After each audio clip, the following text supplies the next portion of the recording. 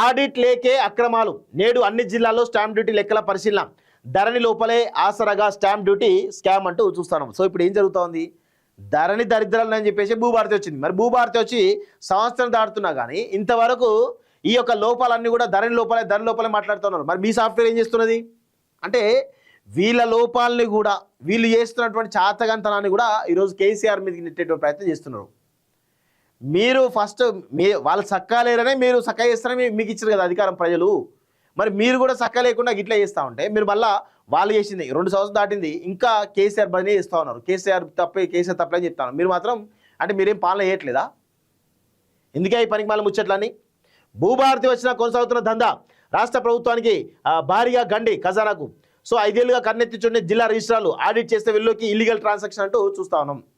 Audit చేస్తే కానీ illegal transactions అవుతున్న విషయం తెలియట్లేదంటే మీ చాతగానితనం ఎట్లుందో అర్థమవుతా ఉంది. సో ఇదంతా కేవలం ధరణి కాదండి. ధరణి అయిపోయింది, ధరణి పక్కన పెట్టండి. ధరణి ఆల్రెడీ అది గత చరిత్ర. అది ఇప్పుడు భూభారతి వచ్చి 1 year దగ్గరికి వస్తూ ఉంది. భూభారతి వచ్చిన తర్వాత కూడా ఇంత పెద్ద ఎత్తున ప్రభుత్వాన్ని ఖజానా భారీగా గండిపడుతూ ఉంది. ఇన్ని టెక్నికల్గా ఇబ్బందులు అవుతూ ఉంటే మరి వీళ్ళు ఏం చేస్తున్నట్టు ఏమనంటే మళ్ళీ ధరణి లోపాల కారణాన్ని మళ్ళీ మాట్లాడుతూ ఉన్నారు. గింత దారుణంగా ఉంది పరిస్థితి. ధరణి పోర్టల్ అమల్లోకి రాగానే తహసీల్దార్లు జాయింట్ రిజిస్ట్రార్లుగా మారారు. అప్పటి నుంచి లావాదేవీలు తనిఖీ చేసి ఆడిట్ వ్యవస్థ పూర్తిగా పడికేసింది. దస్తావేజులు సరిగానే ఉన్నాయా, ప్రభుత్వం నిర్ణయించిన స్టాంప్ డ్యూటీ కడుతున్నారా అని పరిశీలించాల్సిన జిల్లా రిజిస్ట్రార్లు గత 5 ఏళ్లుగా అటువైపు చూడడమే మానేశారు.